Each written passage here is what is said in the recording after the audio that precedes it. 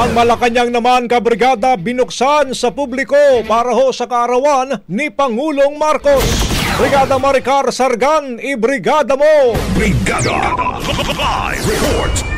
Binuksan sa publiko ngayong tanghali ang Kalayaan Grounds ng Malacanang para sa handog na salo-salo sa palasyo ni Pangulong Ferdinand Marcos Jr. Bahagi ito ng selebrasyon ng kanyang ika-68th birthday bukas.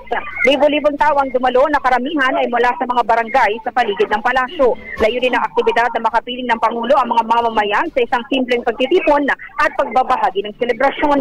Una nang sinabi ng Pangulo na hindi nagbabago ang kanyang birthday wish. Anya mula noon hanggang ngayon, iisa lang ang kanyang hangarin. Ito ay ang magkaroon ng maayos na buhay ang bawat Pilipino. Kasama rito ang pagpapatuloy ng mga proyekto ng pamahalaan na tutulong lalo na sa mga mahihirap.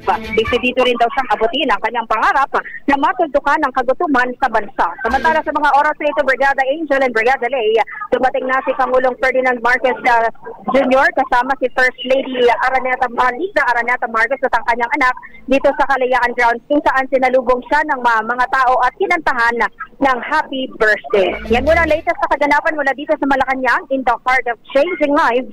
Ako si Brigada Maricar Sargan ng 105.1 Brigada News FM Manila, the Music and News Authority. Bagong-bago Brigada Balita. Ang bahaging ito ay hatid sa atin ng Power Cell Soya Coffee. Masarap araw-arawin.